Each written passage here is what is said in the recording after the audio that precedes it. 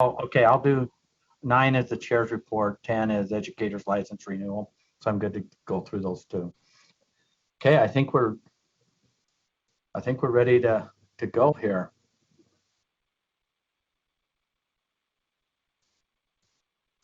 Superintendent,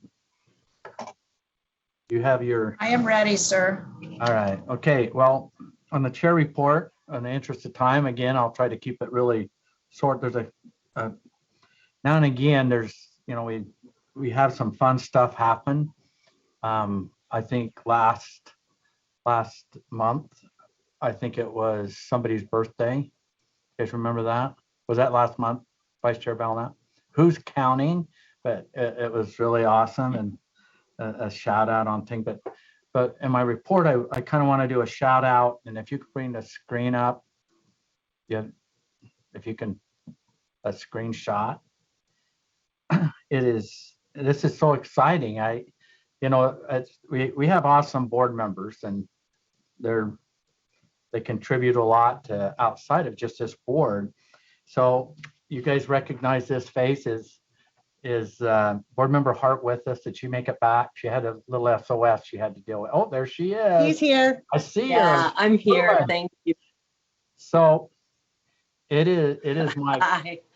pleasure to recognize this awesome middle school principal. It happens to be one of our fellow board members, and I'll just read it here. Albion Middle School Principal Molly Hart has been chosen to receive the Utah Music Educators Association's Outstanding Administrator Award for demonstrating a commitment to music education.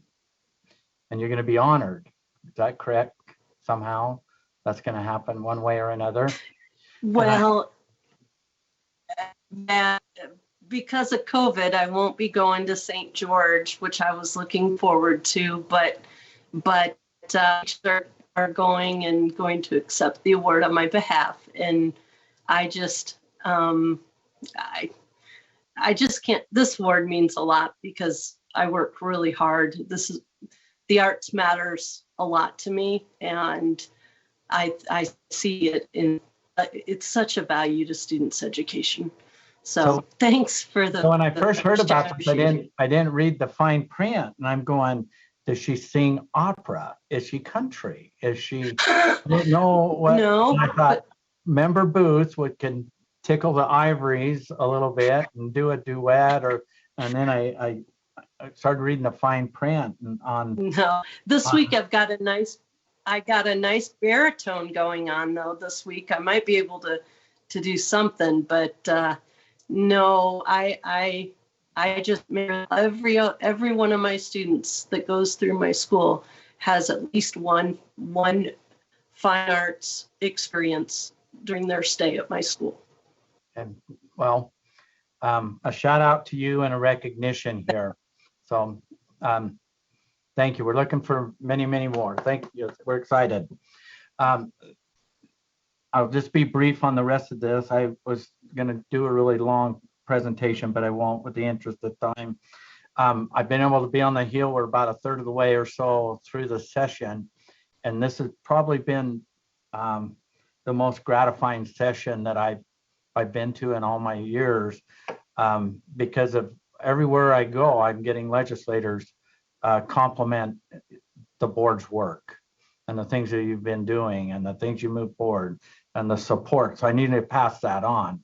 They're also very excited about the portrait of the graduate. The superintendent mentioned that a little bit earlier in her report, but it is resonating through our whole education community, including the legislature. I also want to challenge you in all of the challenges that we have, and sometimes we don't agree and we have disagreements and things are in motion, and it might even seem to be a little bit of chaos all in the space of education.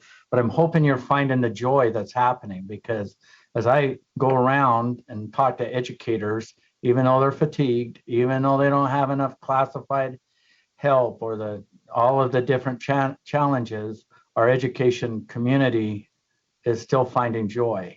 So I hope you and your service are finding a little of that in yourself. And then when you do have this on occasion, as you're around the education community, it's great. It's awesome to recognize teachers and everything that they are doing. But there's another group out there, the classified employees, and with this war for talent, they're getting poached pretty aggressively from the private sector, and they're very much essential to the support for our educators. So whether it's someone in a lunchroom or a bus driver, again, a little bit of gratitude and that will go a long ways as we're working through those, as they are working through their challenges of making education happen. So I'm going to go back to the challenge that when you're done with your day, and it will be a long day today,